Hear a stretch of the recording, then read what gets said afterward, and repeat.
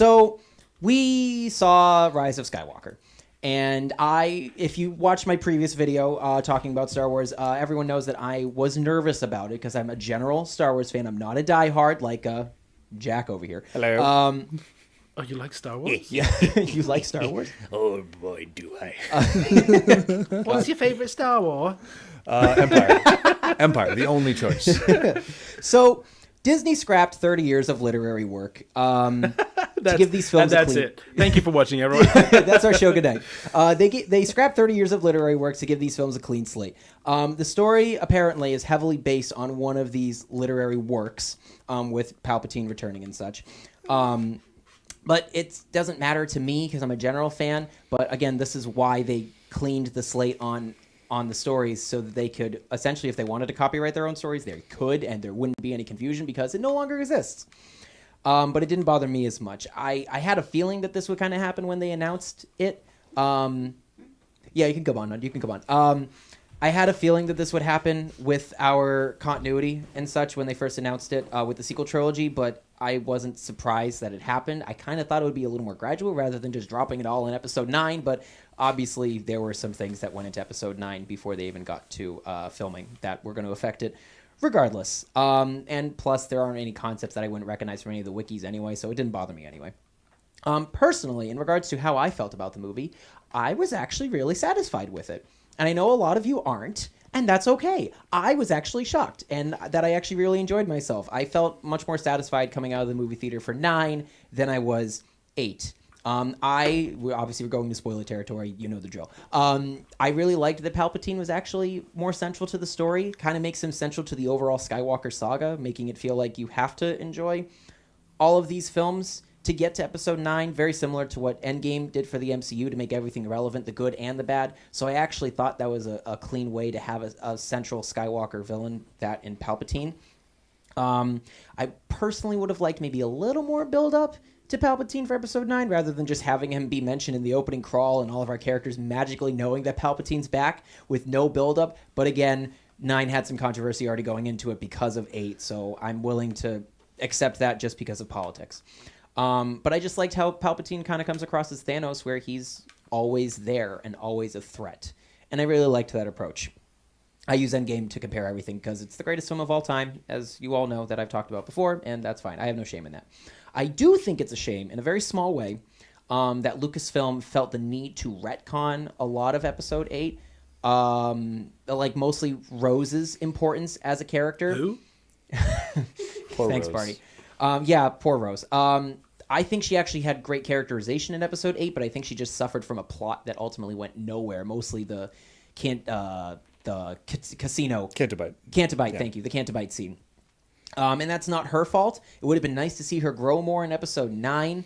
They've given kind of meh reasons about fitting in Leia and her, and they just couldn't make it work, but they totally could have, in my opinion. They had enough money to do it. Cut Domhnall Gleeson. I love the man. Eh. Domhnall Gleeson does not need to be in there. No, that's fair. I can agree with that. Something that did pleasantly surprise me with the retcon was the fact that Rey's parents were actually important. They were no longer nobodies. I actually was kind of disappointed that they just meant nothing to Episode 8, and I understand creatively why Rian Johnson went that route, to be different, to show that anybody could rise up to be a Jedi.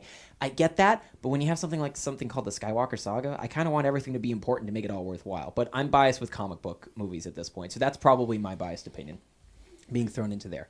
I think the polarization for Episode 8 definitely played into this. I think they wanted to go super safe with Episode 9.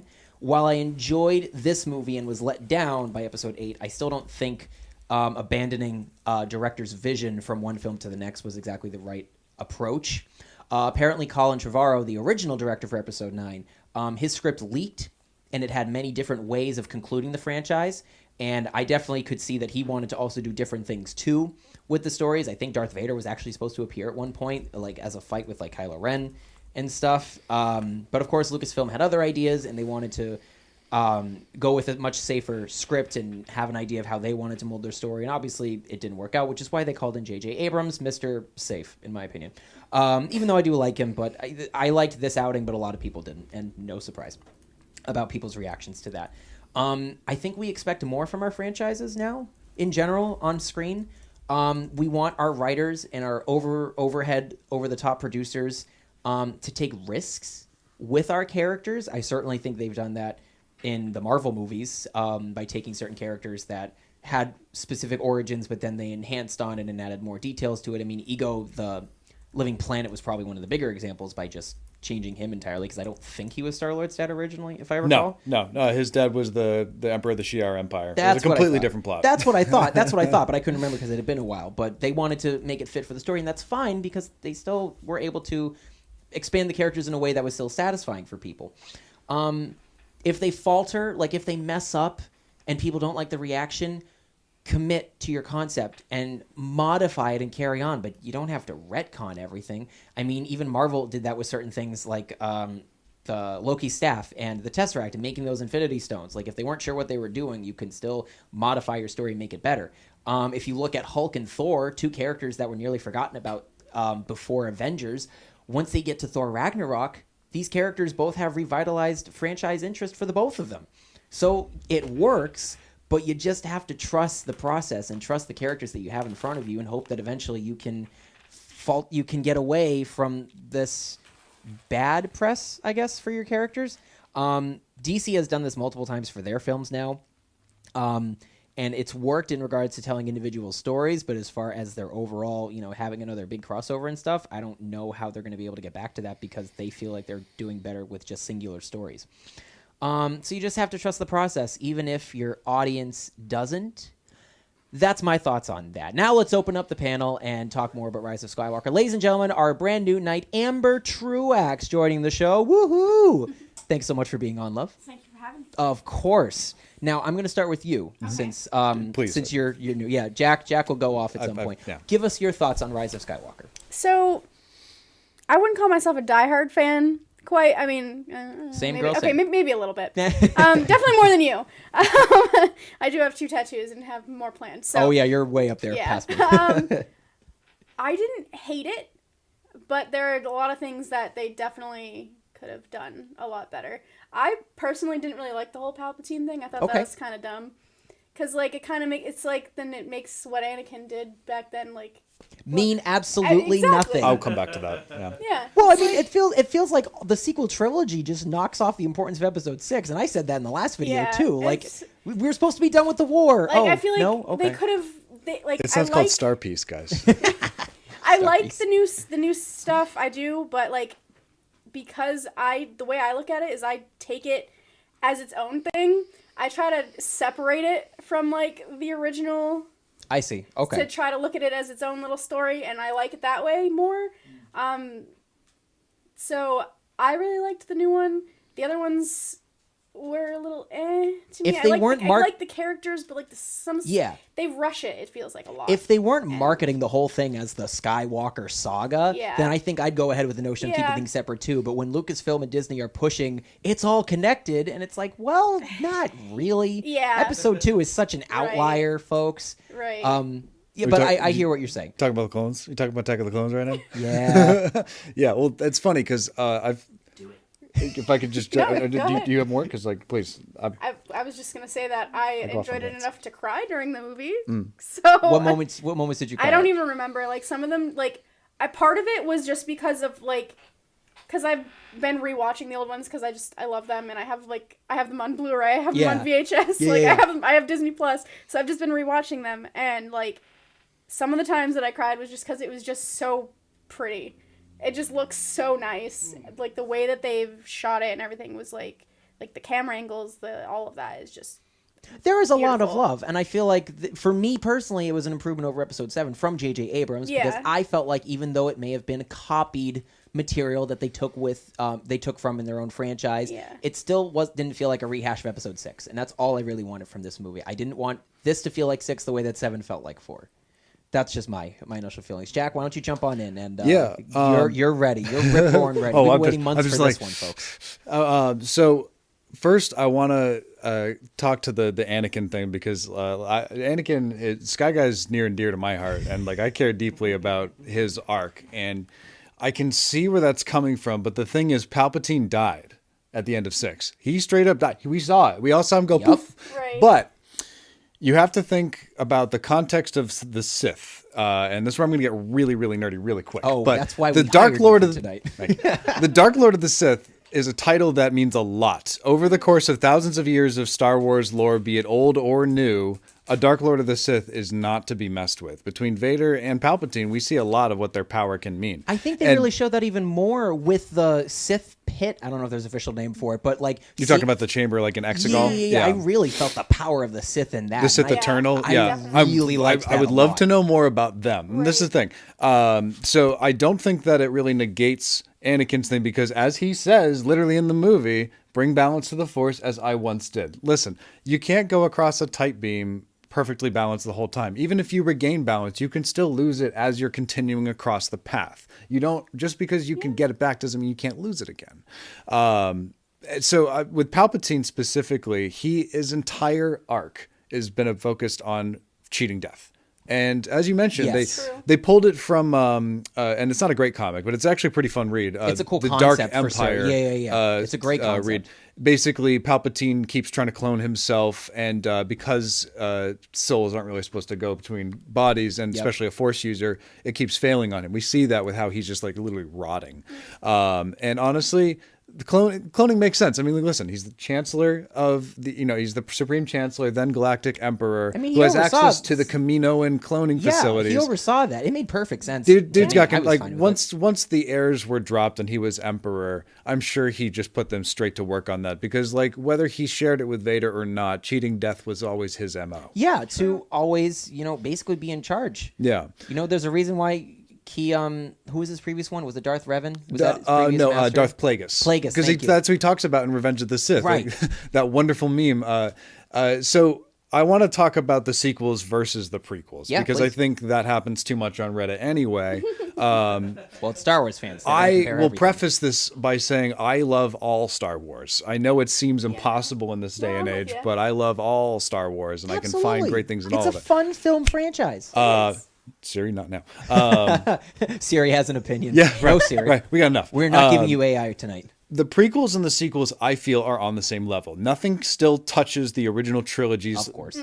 golden luster. No. But when you look at what the prequels tried to do and what the sequels have tried to do, they fall in the same pitfall of a bunch of cool scenes interconnected by a bunch of meandering plot lines. You see that with... I think the sequel trilogy did a better job of connecting the films more so than the prequel trilogy. I feel so too. The prequel trilogy, the Clone Wars, that's 3 years, but so much changes in those 3 years, and it doesn't really feel earned. Without the Clone Wars cartoon, I don't feel like I like Anakin as much even then, that was person. never an initial concept when 2 and 3 were happening. It was like, let's add this in now, but it was never in George Lucas's mind of filming. Oh yeah, let's just add this in. Everyone talks about the end of Attack of the Clones like it's this amazing payoff to this wonderful mystery. But like, listen, Palpatine's story in that basically boils down to, all right, so I'm going to have this bounty hunter hire an assassin, and that assassin is going to use a droid, and that droid's going to have a poisonous worm, and then that's going to lead Kenobi over to Kamino, and then that will get the clones to get...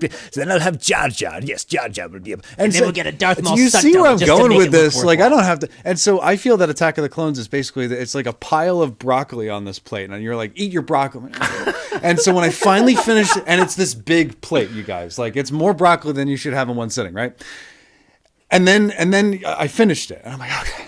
And so then you give me this giant pile of candy on my table, and it's like, why couldn't you have just spread out the candy for 2.5 hours instead of making me wait? And that's how I felt about that. But I had a friend who felt very similar about The Last Jedi.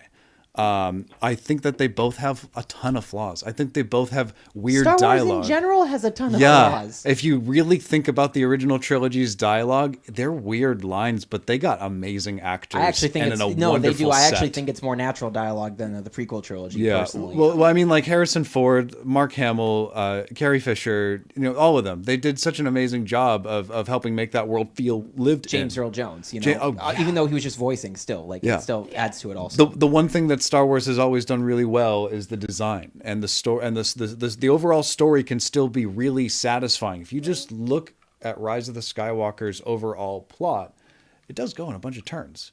but it's really fun. And if you just buckle in and just be ready for this breakneck pace, I it's didn't really feel fun like to watch. any. I felt like with You 9. can't ask any questions. No, listen. Because otherwise you just spend the whole movie like, why? Star Wars Why? and Why? Marvel at But- its but worst is why? about shut up and just watch, because like Thor to the Dark World can be a really frustrating movie to watch, but if you just shut up and just watch, there are some really fun parts. Same with like even the original trilogy. Why is there a space worm that apparently its mouth it's just like this? And that's how they mistakenly fell into the cave, which has an ecosystem in it, and it's in an asteroid in the middle of space. Where is it getting food? How does it survive? How does it breathe? Let me answer your original question. He was just asleep. He was snoring. Did he sleep with his mouth open? He was snoring. That's how spiders crawl down He there. has very bad sleep apnea. How spiders or spaceships crawl down there. So, Son, don't sleep with your mouth open. I know I'm not You'll get a speak- spaceship in your mouth. I think 9 did a much better job of connecting their scenes and reaching the finish line for the film rather than 8, just because Cantabite was just such a waste for them. Those connections were so tenuous. Even if they were bad connections, it was still a connection Would I as have opposed liked- to 8, where Yeah. there was just some completely separate things. you're All I right. wanted was Yeah, you're connections, right, even if it you're was right. bad. the worst thing that Disney did, I think, because I obviously would love more Star Wars, and I'm not mad that they bought the franchise. Before you go into this with Disney, do you want to blame Disney or do you want to blame Lucasfilm specifically? Because I don't know if Disney actually has really. Disney is, anything I don't know, matters. because Kathleen Kennedy, listen, I don't have anything personally against her the way some No, of the of internet course, does. of course. I think she's doing the best job she can. She seems to really Absolutely. care about the franchise. So I think that she made a poor choice, or whoever made this choice, to not have a cohesive arc for the entire franchise. Yeah. It meant that people like Rey, who's supposed to be a central character, was she doesn't her have say. she doesn't have enough faults to grow into. They're not clear. She needs something to be able to say, listen, like all she has is abandonment issues, and maybe she just doesn't really appreciate how dangerous the dark side can be. Other than that, she's not really. She's Right. perfect. Almost. Think of it this way. in She's regards not a to Mary the- Sue. Listen, I hear it in the comments already. She is not a Mary Sue. A Mary Sue is when an author self-inserts themselves into a story so that they can have an overpowerment of powers. That's where it gets misinterpreted because people focus on the overpowering part of it. Yeah. Poe Dameron is more of a Mary Sue than anyone else. Anakin Skywalker is. Anyway. Yeah. Sorry. So That in bothers regards- me so No, much. absolutely. In Why can't a regards- woman be capable, for Christ's sake? 2020 Preach. people. In regards to the timeline of when Lucasfilm is bought, isn't that around like 2012? Does that sound We right? were in college still, or like near the end. It I was was in around high 2013, 2014. Yeah, around there. So Yeah. still before, and again, I'm using Marvel as a comparison for everything, but it's just the greatest film mean, franchise ever. they own both. So it just works. So Marvel everything. hasn't come around yet in regards to really honestly just phase 3 in terms of cohesive storytelling between all of their films, even just by building up to Thanos. Nobody has the roadmap yet for telling cohesive stories. I think everyone's mind with their franchises was still to keep everything separate in a lot of ways. Marvel's now laid the groundwork for telling cohesive plots, and I think Star Wars is now trying to incorporate those elements into that. So my point is, I don't think they would have thought to keep all the stories. They similar to the prequel trilogy, Shouldn't where that be, There was a specific shouldn't that choice. Be a given though? Shouldn't that be? We're no, because embarking- the prequel trilogy wasn't cohesive. When they were, well, no, they were. So learn from that mistake. Lucas had a plan, and he knew what he wanted for 1, 2, and 3 to be. He claims he did for 4, 5, and 6, but I don't buy it. No, not But even close. Kathleen they Kennedy. rolled the dice and it landed on a 4. They- That's how the title came about. There was Right. no plan going into this. They made a clear choice with the sequels to let the creators, the directors, J.J. Abrams, Ryan Johnson, and Colin Trevorrow, have control over each story. And as long as that it could fit with what came before it, it didn't matter what it told. And that was a creative choice. Yes, Big that mistake. I but feel there did was not no work. Kevin Feige to oversee them. No. But which see, is like why that's they what I'm saying. hired one. They felt that artistically that these creators should be able to work in a way that would make it work just as it went, the same way George did. Listen, he directed he directed New Hope. It's a different- Irvin different when you Kershner come up- directed Empire Strikes Back, and Ralph McQuarrie. No, not Ralph McQuarrie. He's the guy who created the concept art. Right. The third guy's name is escaping me from Return of the Jedi, but he was a But new it's not George director Lucas. who was more focused on special effects than anything else. He did as best he could. Anywho.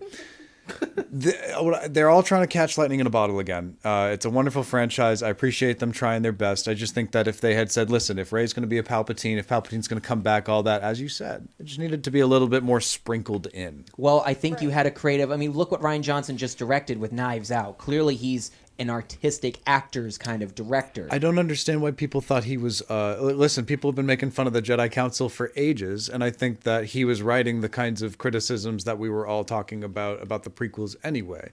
When he wrote about how anyone could be special, I mean, that's reinforced in one of the newest comics where Luke's in his academy and the Rise of Kylo Ren. Great comic if anyone's interested in reading it, where he talks about how it's not about your midichlorian count. It's not about your connection to the Force. Everyone has a doorway to it. Some are just a little more open than others, but through training and perseverance, anyone's door can be opened. But I think for the general it's audience... about the foundational level you start. Yeah, I think for the general audience seeing these films, I think it was the first time that someone said, let's turn Star Wars on its head and kind of kick out any previous themes that have come from the last 40 years or so. Which I think is fresh. I think Kathleen Kennedy and the team should have known who they were getting into bed with really early. When Edgar Wright wanted to do something similar with Ant-Man, he got the boot for it as a result, you know? Yeah. So they clearly had an idea of, I don't know what scenes Edgar Wright wasn't a fan of. I wouldn't be surprised if he wasn't the biggest fan of dropping in Falcon out of nowhere to make that be an Avengers plot. I did too, but I don't know if he enjoyed that. I think he wanted to make it a separate plot. But what I'm saying is they didn't have a cohesive plan in place because I don't think they thought about needing one. But definitely as times have changed, they learned. We clearly need cohesion in our storytelling. Barney and I have talked about this before in regards to James Bond. I really think it'd be nice to have... Now, they've actually done it more so in the last few years with Daniel Craig's James Bond, but I love the idea of having a cohesive James Bond plot where it's not just individual stories with pretty girls. Clearly, they're changing it up by having... She was... I'm so sorry. She was just in Captain Marvel. She was the best friend. Monica Rambeau? Yeah, not Monica Rambeau, but... The actor who... The actress, yeah. Later. She's going to be also a 007 in that movie. So, yes, you're right. Yeah, she's so be the it's new not just going to 007. be damsel in distress. It's like representation matters. I'm glad to see these new roles. And Barney might disagree with me on that, and it's fine. I just like cohesion in my movie storytelling because Akira Akbar. we've gotten it. Akira Akbar? No? That doesn't sound right. What? It's a trap. Before we go with stuff, Amber, I actually have a quick question in regards to the movie. Yeah. What did you think of The Kiss? So... Oh, yeah, we do need to talk about that. We do, don't we? That's such a hot So topic. I loved it because, like, the little romantic in me and all that, but at the same time, I'm like, you guys just spent 3 movies hating each other. So weird. Like a brother-sister thing. Like, so much. Oh, then it's perfect then, isn't it? Oh, yeah, exactly. Perfect. No, like, as much as I loved it and, like, everyone was rooting for them anyways and, like, shipping them on the side, I feel like it was just kind of unnecessary. Yeah. Like, it definitely felt shoehorned. Which is funny because in the original script, Kylo Ren was supposed to die because he was supposed to be evil forever. Which I think is really funny. Like, that they just jump it's ship on cute and them together and all that. It's adorable. But at the same time, like, why? I do think it was a bit much. I loved seeing them fight together. Oh, yeah. It's That was awesome. another one of those things. I Even love though that. I I question cried the during this. physics, I question the physics about how he got his lightsaber necessarily. But again, it's Star Wars. I'm willing to let it go. They used the Force. Good answer, Doctor.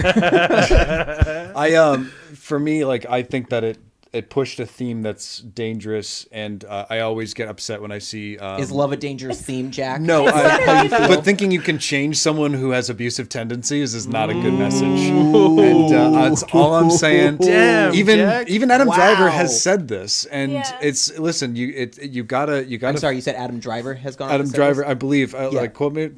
Comments. No, please. it's sure. I'm just double checking. But I think that it's dangerous to push a message of, like, listen, like, redemption is a huge part of Star Wars, and that's the Right. dangerous line. Oh, sorry, Barney.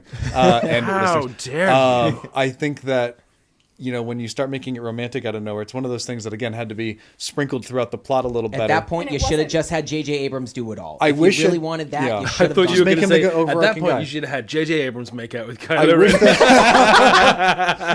that, after reading the We look forward to your fan fictions in the comments down below. the Rise of Kylo Ren comic, and like everyone's like, oh, you shouldn't have to read supplementary material in order to appreciate the whole movies. I'm the same Star way, I'm Wars sorry. has always had that. No, problem. it hasn't. Not before Yes, the first it films has. came out. Yes, it has. The comic books did not come out, and then the original trilogy How did came out. Lando get to Jabba's palace? How did they, where there was no explanation between Empire and that. There was no explanation to how the Hoth base got set up. Listen, you don't need it, but it helps, and it can make it more appreciable. There's a difference. And so the reason I say that is Fair enough. because My only criticism, just before you continue, my only Yeah, criticism sure. with books and stuff is just that I just wanted a little more something from Snoke on screen, And I actually felt satisfied with that in episode 9. Even just a little bit establishing that he's a clone and Snoke is a fake. He's just implied from Palpatine. Even though it's obviously a rush decision to make it be that way. It's something. It makes me feel a lot better from episode 8, because that was the biggest thing that upset me, was just, we have Snoke. Who is he? Yeah. Now Right, like here he is. I wish that if I had the chance to restructure what they gave us, like if they were like, all right, so then this is going to happen and this is going to happen, this is going to happen, like in 2012 or whatever, I would have rather started with Ben at the academy, watch him get turned in the first movie, and then like move the plot line so you also have Rey start to awaken in that same kind of make the hero become the villain. Have 2 separate plots in the same movie. I don't care. It'd be an interesting way to tell a story, and if you pull it off with intention, it could be really cool. Make the second movie a lot of what Force Awakens and Last Jedi have happened, because Last Jedi story wise is pretty short. Movie wise, it's one of the longest. But like over time, it like chronologically, it's not taking long.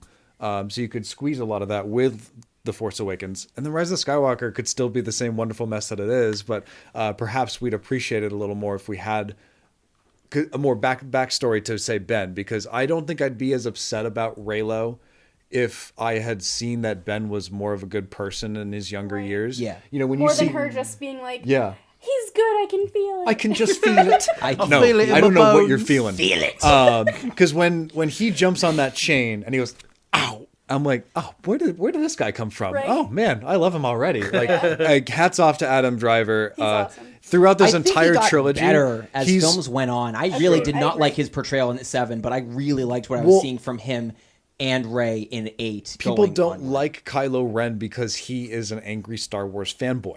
And I think that is such a cool idea to make a character out of. Adam Driver is one of the few people who can pull it off. Listen, you have a guy who wants so badly to be Darth Vader that he plays dress up. And he goes into tantrums when he doesn't get what he wants. I think it plays more, and I think that's a realistic thing to have. I just think it plays more realistic in 8 and 9. I actually think Rian Johnson actually got what he needed out of his actors in order to... 7 is played a lot for laughs. Yeah, but I think I think Rian Johnson, what he did was really pull out the natural emotions from the actors. Like, he's definitely an actor's director. Jack and I have worked with that.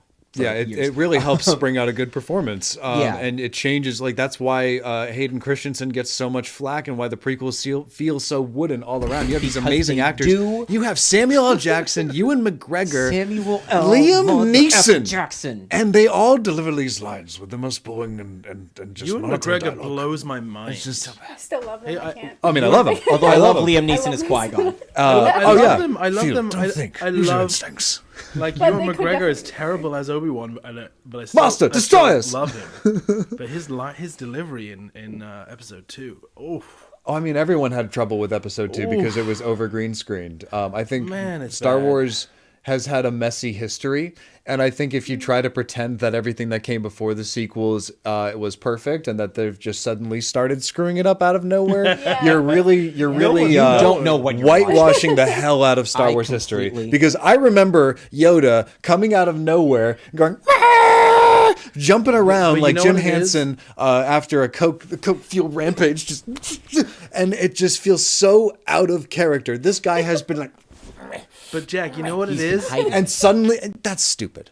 His arthritis only It's came in episode stupid 5. because you know what that would look like. Everyone else would go, "Why does Yoda keep pulling this old guy act? We all know he can just bust that out anytime he wants. He's not fooling anyone. It's been 600 years of this." And no one's buying it. Yeah. Sorry, I I hate Attack of the Clones the way Anakin hates sand. Okay? It's terrible. It's terrible. But the thing is, I think That movie is coarse and irritating, and it gets everywhere. You're now judging the sequels as the sequels start to come out. The whole time you're now judging them. The bar has been lowered, so your the expectation gap is even bigger. Take off your rose Tico-colored glasses and remember that this franchise has flaws. Yes. Yeah. And Like many franchises do. and the sequels have less flaws for sure. No, I I just think wanna they throw all this have out they, there. like I the love prequels Last and Jedi. sequels have equal flaws. I think that they are different flaws, but they are all flawed and wonderful all the same.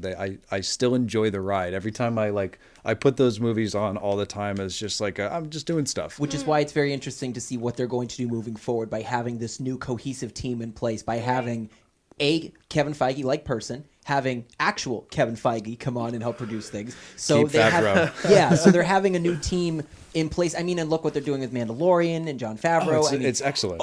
Ewan McGregor's coming back in I only Obi-Wan have series. one complaint about that series, and it's the dumbest thing in the world. What is it? So, I don't remember how to say. I don't know how to say half the names of the species. I got you. In Of Star course Wars. you do. But the ones, I'm not ashamed. That's what the Jack's ones here with the for. thing. The Twi'leks. Yeah, the Yeah, Twi'lek brother and sister in episode 7. I think both are acceptable. I don't like them in that episode because, well, for You one, don't like Tonks? I She was great.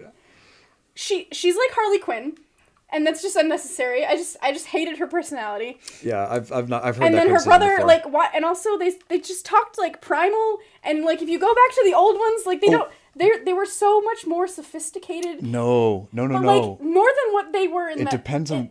I Sorry. mean, yeah, I'll no, let- you're please right. keep- No, keep- you're keep- right. So what we it depends on need where they are. is but a also, Mandalorian the females episode. are supposed to have cones on their We do. ears, and they didn't. And he had this weird forehead thing, and I just No, the forehead thing is very much like Bib Fortuna has in Return of the Jedi. yeah. That's but the ear thing, one's. that seemed to just be like a thing he was wearing. I have to go back and watch the the episode. females have like coned ears, Right. Okay. and she didn't, and that was like the one. I was like, one, I don't like that she's like Harley Quinn, and two, where are her ears? I've watched a lot of cheesy Star Wars. There's an old Star Wars game called Jedi Knight Dark Forces 2, and it has a Twi'lek character who's like out of this world crazy. You think they're Okay. bad. He's even worse. And the primal comment, I actually think that's something that I think is missing from newer Star Wars I thought aliens. it was interesting. They're a little too Yeah. personable. There's a guy in early parts of the new Star Wars game Jedi Fallen Order, which is fantastic, who he basically talks with a New Jersey accent, eh? And he's this big, Nothing screams he's Star a Wars big like hulking New Jersey. alien. He's Forget this big about hulking it. alien, and I get it. He's a working class scrapper on this world where there's all these broken down ships that they're just scrapping for parts. And he's supposed to be a working class guy, but hey, come on, man, it's not Star Wars. It's not Star Wars. A Boston accent is Star Wars, but New Jersey isn't. I don't know what it is. Maybe it's because it was a human. Because when you get Bill Burr. That as a human character, Right. that I can get. Yeah. But I feel that alien characters need to have alien sounding voices, and I think they Definitely. both felt alien. No, they definitely did. I just As did Mr. know. Krabs as the big I don't expect Deveronian. people That on was Mars to That have a was good. southern accent. Puny yeah, Mandalorian. right. No, Oh, yeah, that'd I be just I don't know. Are them humans over there? That's a Jedi. Also, okay, no, I guess I have two other ones. kind of Jedi. I think so, Billy Bobby. Woo, can you do that force stuff? and on He's that done Western choked me note, from across the room without even touching me. Oh my God! I swear I pissed myself. all right, we are going to end this before we get canceled.